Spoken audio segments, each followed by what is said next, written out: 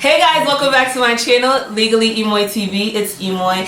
I have a special guest here today. My really good friend, Jasmine Brighthart, and she's going to be telling us her amazing court reporting journey. Stay tuned.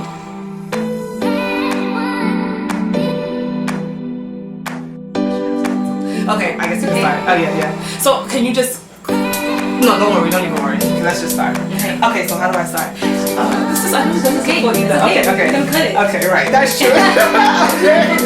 Hi. How are you? I'm well. Thank you. First of all, thank you so much for coming. Thank you for having me. I think this is an amazing thing that you're doing, and it's awesome for the court reporting field, the court reporting students. It's just amazing, and we appreciate you. Thank you so much. You mean so much to me by even doing this. Like, you don't even understand. Thank you. My whole mission is to encourage and motivate students.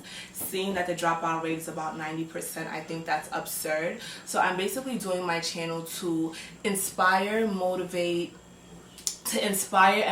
students like myself when it looks difficult. By bringing on people to the channel that have similar life stories and similar experiences, it will continue to motivate students that feel like it's unattainable.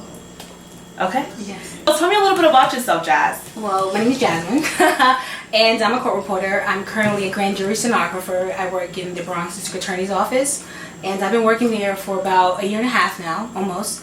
And it's amazing. It took me a long time to get here, and I worked hard, extremely hard, and it's definitely been a journey. Wow. Yeah. Wow. Yeah. That's inspiring. Okay. So, what do you like to do in your free time? My free time, I'm pretty much planning, organizing for something. I'm pretty much a homebody. I don't do much of anything. Got it. And but I'm getting older, and I'm learning to like branch out and loosen up a little bit. Okay. So yeah. Okay. Yeah. So what is your favorite thing to do? My favorite thing to do, I like to watch IT channels. Me too. I like to watch Snapped, Forensic Files. Yes. Like, Forensic Files, it's my lullaby. Like, I have to watch it before I go to sleep. Wow. Yeah, like it's bad, but no, it's not, because I work doing forensic. Like, I'm constantly hearing about murders and rapists, robbers, and I should give it up. Yeah. Being someone who also likes investigation IT. So so when I started watching that channel and I started being a little, I don't want to say immune, but it started not being as scary to me. Do you think that prepares you for hearing cases in the grand jury? I thought it did. Ooh. And I thought I was, okay with being able to hear about, murderers and like people being robbed and, face slashings and things like that, until I started hearing about cases about children. That's when I was like, oh wow, this is really like tough. Like, things happen, and there are a lot of crazy people in the world, and but it teaches you to have tough skin, and you just have to just let it go in through one ear and out the other. Got it. Yeah. Okay. What were you doing before court reporting school? Court reporting, I started fresh out of high school. Like, as soon as I finished out of high school. Well, no, that's not true. I graduated in 2008, I believe, high school, and I started a semester in paralegal. Nice. Because I ultimately had long-term goals of becoming an attorney. Got it. Just like me. Yeah, I did. But then I'm like, you know what? It's gonna take a long time. Right. But, okay, so yeah, like I did a semester for paralegal, and I realized, like, this wasn't for me.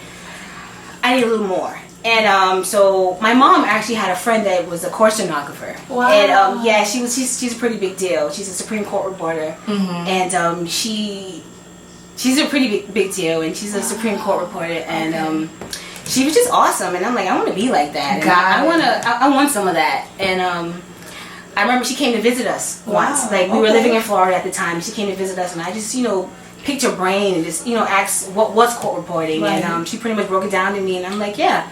So I remember us moving from Florida. We moved from Florida to back to New York, and I think that was like on a Tuesday. That Thursday, I signed up for school. Whoa, yeah, motivation. That Thursday, I signed up for school, and it was on, and I did theory. Like, I kind of pretty much, I wouldn't say I flew out of theory, but I did well. I definitely did well, and it wasn't up until the last class, the 225 class, because if you guys are watching, like, we have to pass a typing speed of 225 words a minute. That's how fast we have to type.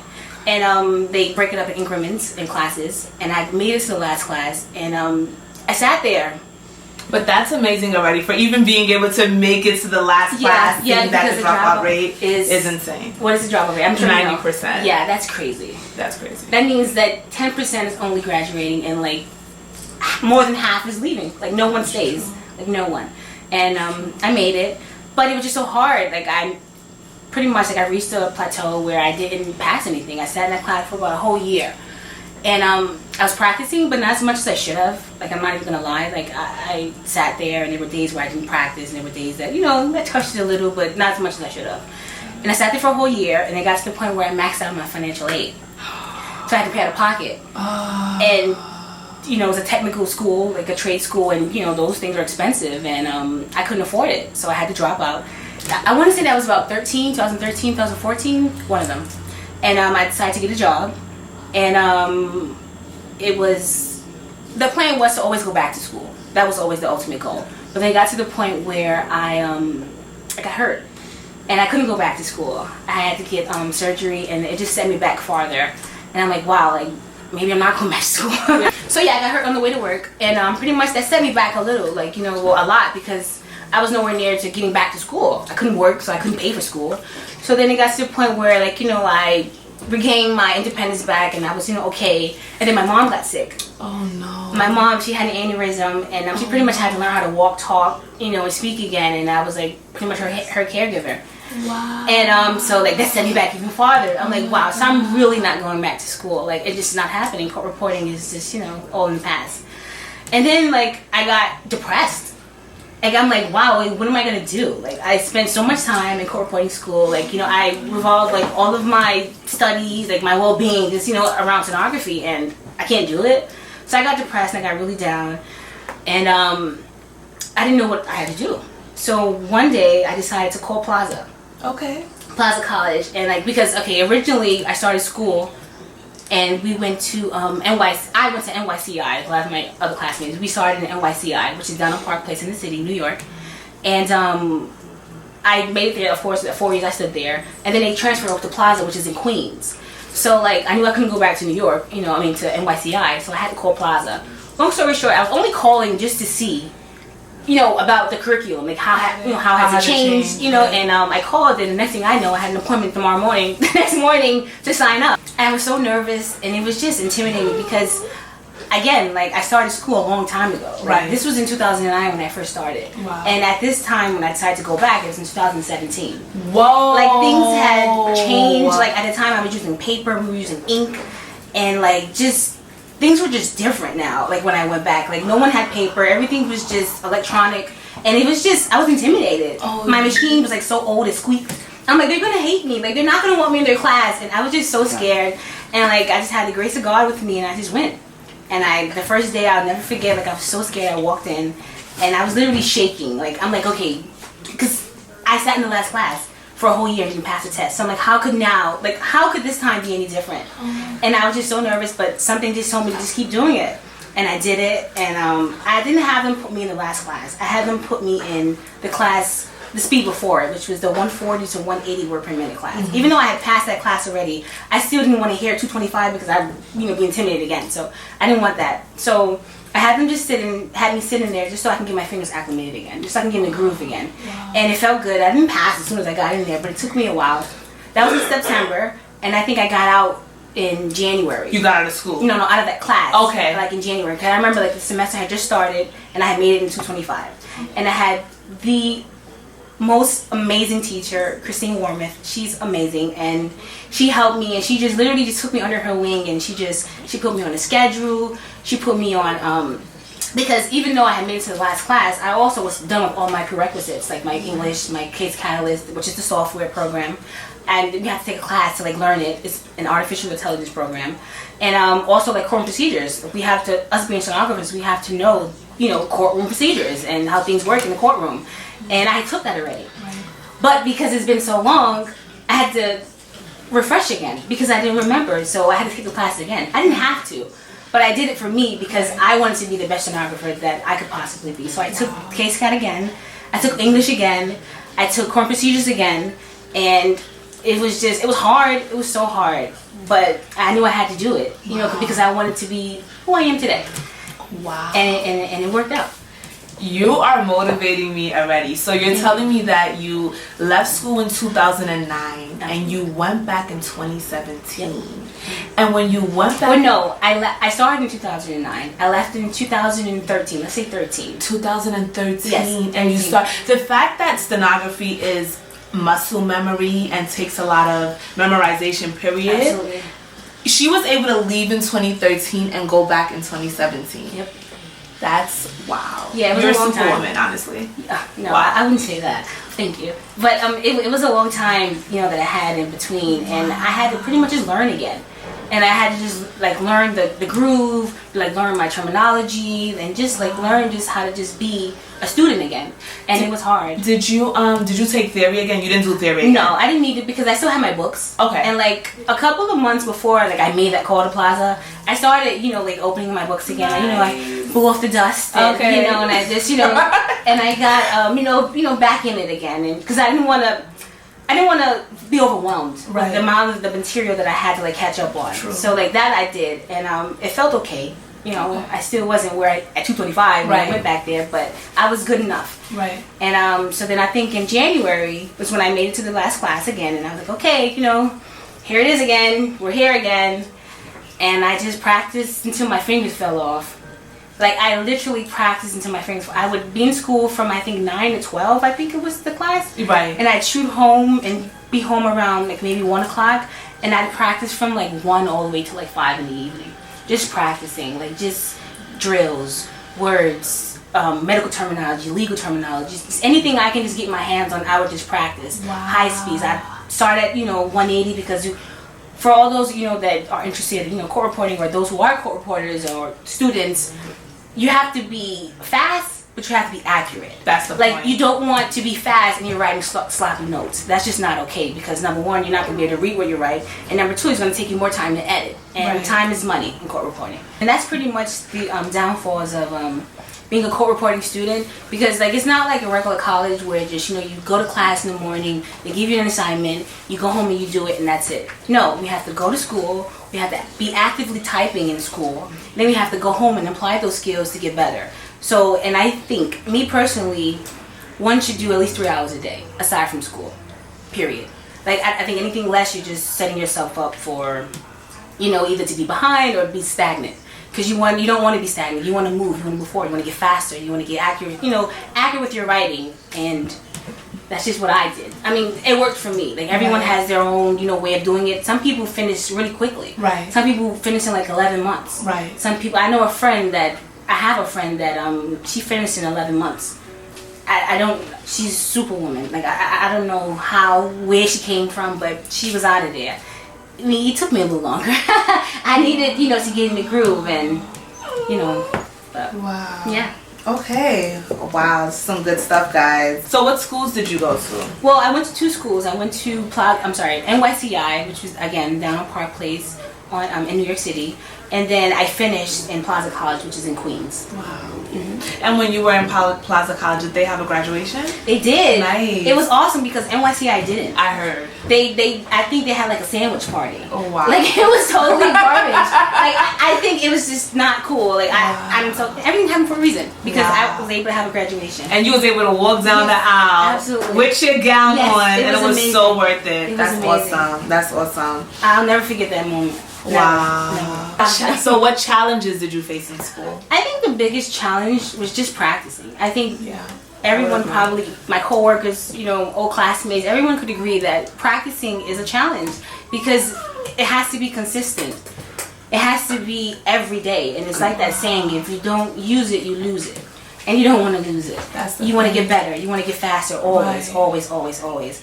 And from Saturday to Saturday, you just have to practice. Weekends, summertime, how you can take off semesters, that's not happening in court reporting. You have to keep going. You got to keep it fresh and keep it moving. You have to. And that was to me the biggest challenge. Not being able to go to the beach, not being able to go to parties.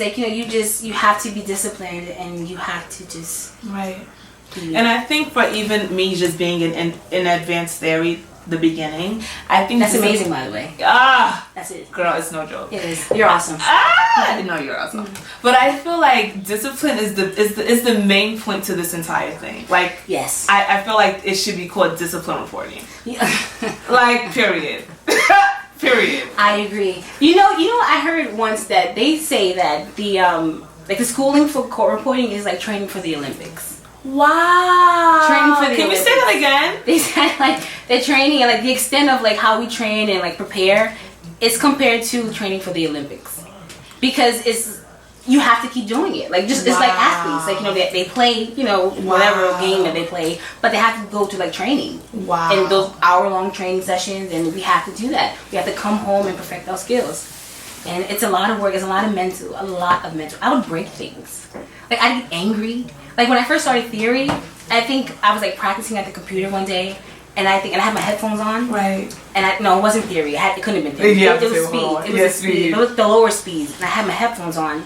I just remember throwing my theory book like across the table, and it was random because my mom, she had no idea what I was doing over there. She knew I was doing, but she knew like why I threw the book. All she knows is that the book is on the floor, and I'm sitting there like just angry. And she's like, "What happened?" And I'm like, "I'm tired of it. I can't do it anymore. It's too hard." But it's just, you know, the motions. I think that statement you made with the Olympics is so true.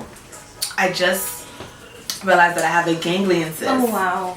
And when I did my research paper in medical terminology. It doesn't hurt though, thank God. But I did my research paper in medical terminology on the ganglion cyst because I got it this semester. And when I was researching it, one of the researchers said ganglion cysts are usually found in people that are in the Olympics. Wow. So when you said that, I was like, whoa. I was like, wow, that resonates so well with me. We're athletes. Wow. I believe that. Casually. Wow, casually. Heard you. Flip it here. Heard you. Love it. Okay, so did you attend night school or day school? I did. I actually did a little bit of both. That's the thing about me. Like, I can say, like, I've been every kind of student. I've been the student that didn't practice. I've been the student that practiced a little bit. I've been the student that practiced too much, that was the star of the class. Like, so, and I've done a little bit of everything. I was at night, I was in the days, like, I've done it all. Wow. Like, I have. But I can say I preferred the days. Because nights, they kind of split it up and you get, like, 2 days off, which is not good. You need to be in there. You need to be in there constantly. You need to be in there constantly writing. And when you're in days, that's what you're doing. Monday through Thursday, I think, it's not Friday. Monday through Thursday. Fridays. Monday through Thursdays, you're in there from the morning when you first wake up, fresh, and you're in it till like pretty much the early afternoon. They start. It ends at 1 p.m. So okay. 10 a.m. to 1 p.m. Okay, so good. Yeah, good. It's good. Pretty good. much Yeah. And that's a good time. Yes. That's a good time to strengthen your brain, to get it going, and so that way you're able to retain things well. And because you're not that sleepy. It's not like it's 8 a.m. It's 10 a.m. You have time to sleep in. Mm-hmm. Yeah. Although some people, you know, under certain circumstances, they have to go at night. Like, you know, whether they have kids, you know, whether they're, you know, working and they just have to be able to go at night. Like, I get it. I wouldn't say I'm blessed, but I was fortunate enough to where I didn't have to worry about a child or anything at home. So I was able to just focus just on school. But some people aren't, and they have to do it. And I commend those women, those people who can be moms and come and be a court reporting student, because it's hard work. Ooh. It's hard work. Girl. It really is. It really is. And you preaching to the choir. Yeah, you guys are super. It's hard work with no kids. It's hard work with no kids. I couldn't imagine. I commend you, ladies. I couldn't imagine. Absolutely. Honestly, I couldn't. Did you work while you were in school? No, I didn't.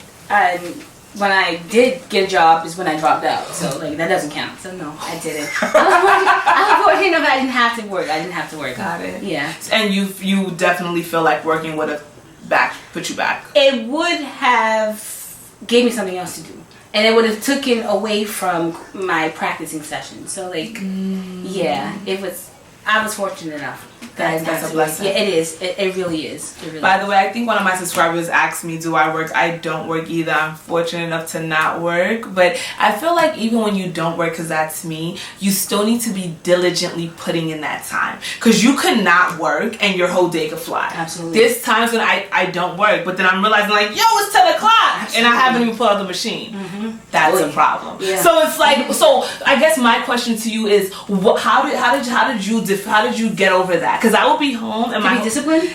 enough. That's the question. To do it. I think number one, I think it's kind of just my nature.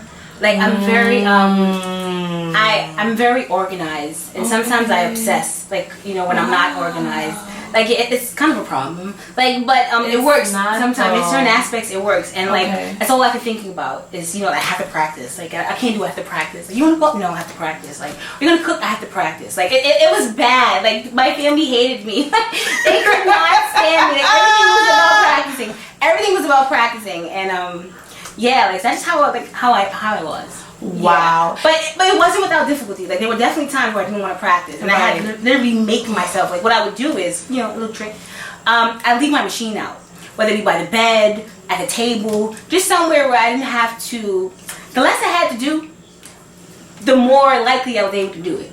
Like if I had to unpack, set up my laptop, it wasn't happening. Like it wasn't happening. Got it. But if it was already there, I'll say I'll just do 10 minutes. I'll just sit down and just do 10 minutes. 10 minutes then turns into 30 minutes, to an hour, to an hour and a half, 2 hours. So that it was kind of like a mind trick I play on myself. So try it one day. It definitely does help. Mm-hmm. When she said that, something resonated with me. I was like, okay, I want to try that. Yeah, that makes sense. Take out the machine, and even if you're telling yourself 5 minutes, you're never gonna just do 5 minutes. No, realistically. No, and with me, 5 minutes are my drills. Got it. Like anytime before I start a practicing session, I'd always go through the alphabets and the numbers. Got it. A through Z. Okay. And the numbers 1 through 100. Like that was like my little warm up to get my fingers going. So and after that, that's 5 minutes right there. That's true. That's true. So my warm up is I do the A through Z. Nice. Tell me how important acronyms is and issues. Yeah. So now that we're in advanced day, we're being introduced to A FPLT, B FPLT, and things like that. Stitching and stitching. And I'm just like, so when I do my drills, I do A, long A, B, long, B, right, there's no long B, but B, C, with the, I do the vowels, and with just the comma. Okay. But instead of me doing the regular A by itself, I'm doing like the A, long A, B, C, D, long E, and things like that. Oh. So I guess what I'm asking is, when is a warm up too much? Because like I do. Never. Okay. It's never too much. Because I do the 1 through 100, then I write out 1 through 100, and I'm like, is that excellent? Okay. Because it's gonna form skills, and it's gonna be skills that you're gonna need on the job. Like you're always gonna you're always gonna hear a word that you've never heard before. Like you're always gonna be in a spot where like you're either trying to catch up or you're like trying to stroke out something. And what happens is you rely on your skills to either sink or swim. And it's because of those times of me like practicing my acronyms and my stitching and my numbers that I was able to keep going. Or just like fight through. Got it. And so it's very important that you do as much as you can. You can start, 30 minutes I think is fair. Nice. 30 minutes. So when you're trying to spell out a word, you even use acronyms if need be? No. Okay, I was gonna say an acronym. I'll only use that like like FBI. Okay. Like they say CIA. Right. That's the only time I'll use an acronym. Like if it's a word, I'll just try to do it phonetically as best as I can. Makes sense. Yeah. Okay. Yeah. So you use the number bar? I don't like the number bar because I feel like the number bar slows me down. I feel like I have to think about, because those of you who don't know, the number bar is pretty much a key, a letter that we have to actively use. And what separates the word or that letter that we use in the number bar is hitting a bar. And you have to hit it at the same time. So you kind of have to work a little harder to reach it. So you have to think. You do. It takes you out of your placement. And it does. And its core point is all about rhythm. All about rhythm. Even like if I'm at a job and like I'm in the jury, I'm in the courtroom, and they're writing, or they're talking, I'm writing, and it's like a slight pause, I would tap my feet just to keep my rhythm. Wow. Just to keep my rhythm. Like it's probably like weird, like I'm sure no one probably does that, but just to keep my rhythm, because I don't want to lose it, because then they could just chime in any minute and I have to just get back with the program. So like I'll just keep my rhythm, and I write my numbers out. Like 1, it'll come up ONE. Got it. You're right. It'll come up like that, and 2 TWO. Right. However I write it, because number 1, there's only one. Like if someone says, what I mean? Like if someone says 1, like they can only be talking about the number 1. There's no conflict. That's true. I'll always know what that is. That's true. That makes sense. And it's just been fair. Like I don't have to worry about because sometimes numbers are a big deal. You know, like numbers are real big deal. Realistically, birthdays and things like that, and you don't want to be off. Like you don't want. At least if I kind of messed up, like I wanted to hit the S, but I hit the number on top, or I hit the letter on top. At least I can know based on the other letters. You know what I'm saying? Like if you hit 9 and you should have hit 6, that's a big deal. You know, and you're not gonna know. You're not gonna remember. That's so true. I think it's safer for the number. I mean, to write my numbers out. That's Some people do both. Well, I mean, I think it's kind of cool because regardless, what my professors tell me now is that when you're writing a transcript, you're never gonna write the number 1. You're always gonna write out the words 1 through 10. Yes. Is it 1 through 10? I think 1 through 10. Girl, you trying to get us above my English?